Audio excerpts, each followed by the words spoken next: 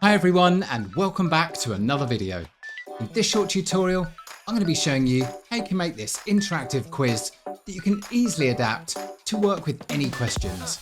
So let's jump straight into it.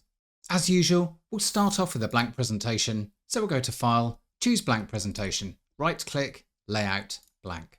I'll start off by saving time and quickly adding the question, which I've set to animate with an appear by letter at 0.02 delay between the letters. It's also starting with previous, so when I run it, it writes straight out. Now we're going to add the first answer button, so we'll click on a rounded corner rectangle, click and drag it anywhere. This looks about the right size. Type your answer.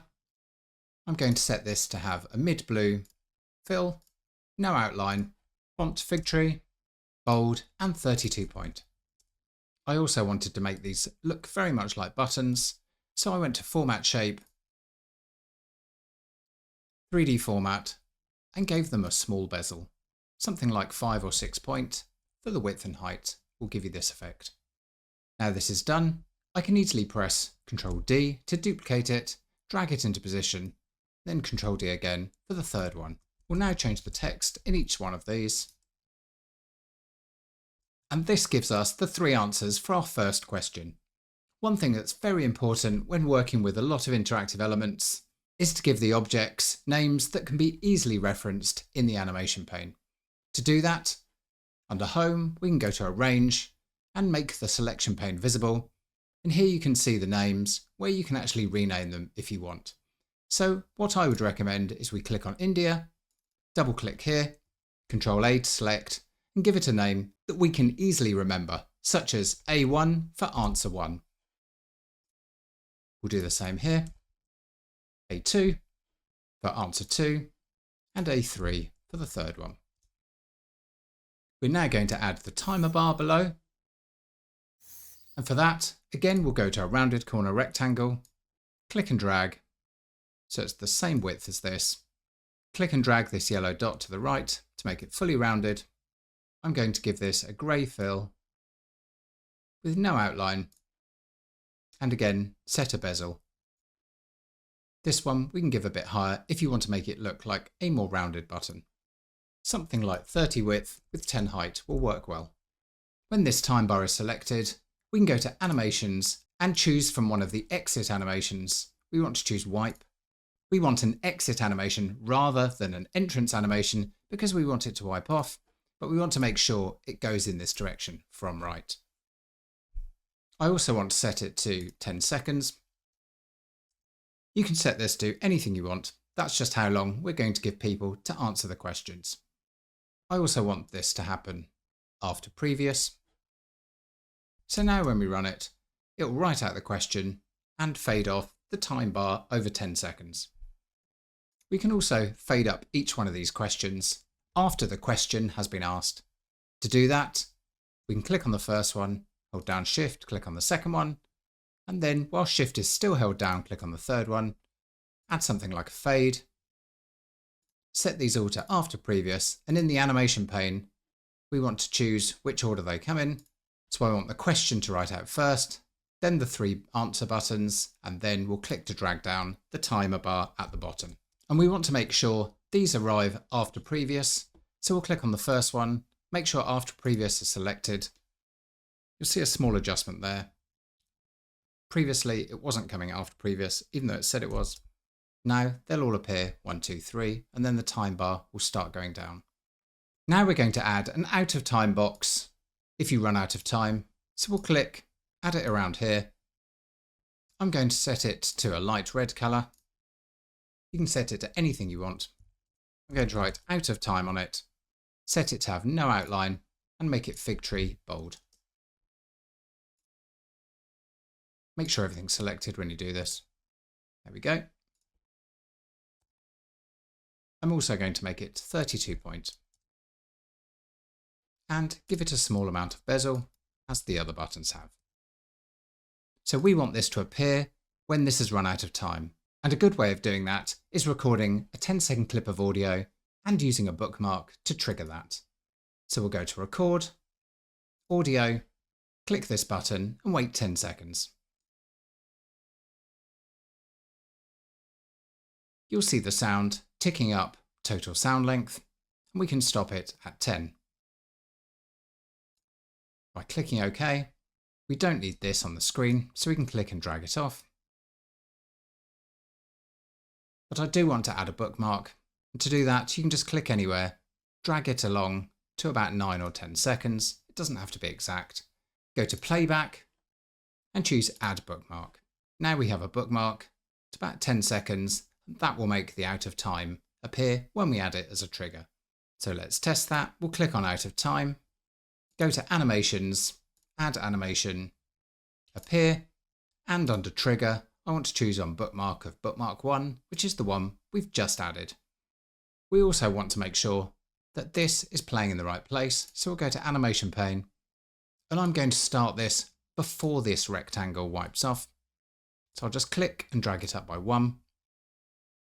So you can see in the order now, we have the question, the 3 answers appear, then my 10-second sound clip that I'm going to silence in a minute will appear, and then this bar will start fading off from the right, and I've put a trigger that once this bookmark is reached, this out of time box will appear.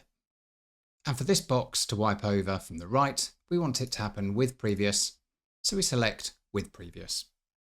Before we run this, we want to make sure this audio is muted, so we can click on it, go to Playback, Volume and choose Mute. And under Transitions, we want to make sure that the slide doesn't advance. As it can put in an auto advance when you record audio, we want to tick that off. So now when we run this, it will ask the question, reveal the answers, wipe down the time remaining, and after the 10 seconds of which you've set the bookmark, it will reveal time run out, or out of time. That's working really well so far. Now we're going to add a next button, so I can click on all of these, move them slightly, move this slightly, and I'm going to put a next button just there. So this will just say next. I'm going to make it grey, no outline, again fig tree and bold. And under format shape, give it a small bezel. We also want to name this, so we'll go to Arrange, Selection Pane, click on this to name it, call it Next. And while I'm here, I'm going to name this bar Time. Naming these helps you when you're in the animation pane. If we click Animation Pane now, you'll see how you can see the names of these. A1, 2, 3, Time, and when Next is added, you'll see that. So we'll want the next button to appear either when time runs out or you click the correct or wrong answer. And to do the first one, we can say Add Animation, Appear, and set the trigger to be on Bookmark of Bookmark 1. So Out of Time and Next will appear. And this will allow you to go on to the next slide. And to do that, we can click Insert, Action, Hyperlink to Next Slide. So that now we'll go on to the next slide. And for now, we'll just put in a blank slide just so we can see that working. So when we run that, again, the same order of things will appear. And when it gets to the end of this, the next slide button will appear and we can click to go to next slide.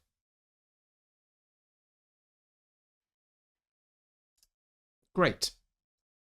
So now we just have to add the correct and wrong buttons and make these work when you press them. Once we've done this once, it'll be easy to duplicate this slide, change the text, and then just move the correct and wrong answers around, and you won't have to recode any of this like we're doing now. So it's a really good way of just doing the hard work once and then using PowerPoint to easily make variations. So I'm going to add button for correct in here.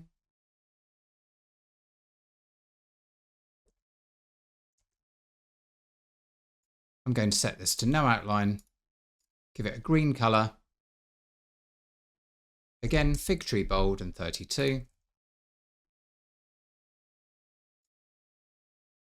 And also give it this bezel that we're giving everything at the moment for consistency. We can set it to the same height as these. That looks good. I'll also move these over as well while I'm here. You can set these to anything you want. This is more about getting a really nice, powerful, interactive quiz going. You can design this however you like. So I'll click on the correct button. We'll go to Arrange, Selection pane. Make sure we call it correct. And while I'm here, I'll press Ctrl D to duplicate it by clicking on it, pressing Ctrl D. I'm going to do one that says wrong, make it red, and name it in here, wrong. At the moment, I'll leave them like this, but when we've finished, I'll put them over the top of each other. But this is good because we can still easily click on both of them. So for the first one, I'm going to go to Animations, Add Animation, and make it appear when you press the correct answer, which in this case is India, or A1, answer 1. So while the green is selected, we can go to Trigger, on click of A1. So we'll just quickly test that.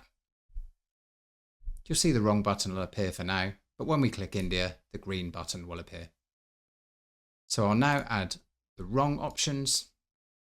We can click on that, go to Add, Appear, and for this one, while it's selected, we want to go to Trigger and say on click of A2, which is a wrong answer, it will appear wrong, but we also want to add a subsequent animation to this one, appear, because it's also wrong if we press the button 3, A3. So we'll click on it.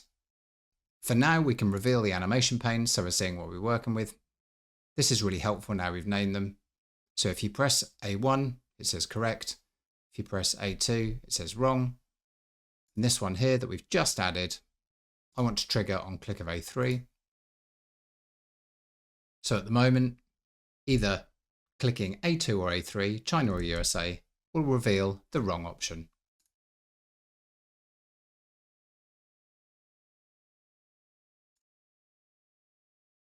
So that's looking good. I can now click and drag this over the top of the green one, so it's in the same place. So now when we run this, we can either click India, which will come up correct, or any of the other two, which will come up wrong. This is pretty good. We're pretty close on how we want, but there's a few bits we can add to tidy this up. One is that once you've clicked on one of these and the wrong or correct button appears, we don't need the time bar anymore. So we can make that invisible. And to do that, we can click on the time bar, go to Add Animation, Disappear, and set the trigger to be on click of A1. So when you click India, correct will appear, and also this time bar will fade out. We want this time bar to fade out with previous. I also want this to happen on 2 and 3, so I'll do the same thing again. Add, Animation, Disappear. If you're on a Mac, you don't need to click Add Animation because there won't be one. You simply need to click the animation that's over in this bar here, Disappear, and it will add it automatically. If you want to download my template, so you can easily make these without having to do any of this complicated animations, then there's a link to my Patreon in the description below. So we want to make sure this time disappearing is triggered on click of A2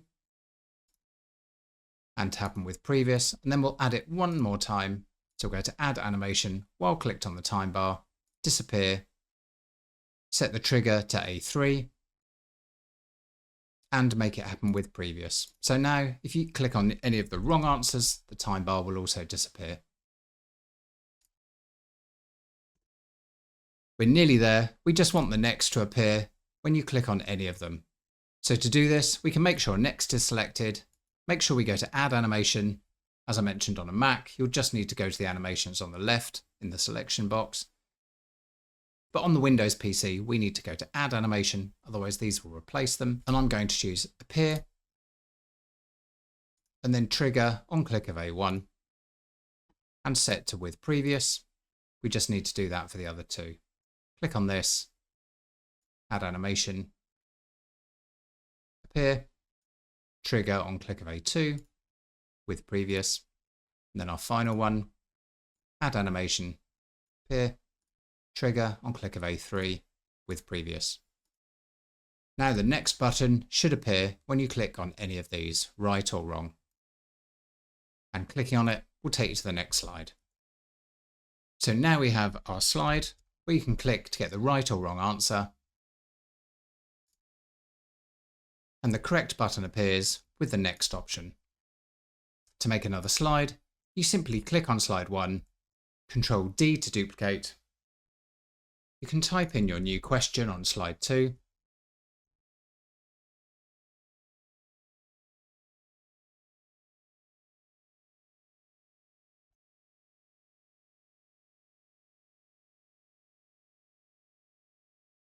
Use Control and Shift to drag out so this doesn't wrap.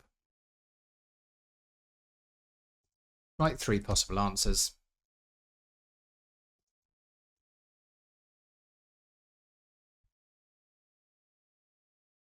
Then you can go to your animation pane, make sure it's visible, and you can just drag which is the right and wrong answer. So at the moment, in the previous one, the top one was correct. In this one, the second one is correct, the Beatles. So I can click to drag correct there and click to drag wrong up to there. Now when I run from this slide, Ed Sheeran would be wrong. If I run it again, the Beatles would be correct. So there's a great way of making a powerful interactive quiz just using animation and triggers and audio in PowerPoint. And if you want to become a PowerPoint expert and make stunning slides, then watch the next video. And if you want to learn everything there is to know about PowerPoint, there's a link to all of my 10 courses on Skillshare in the description below.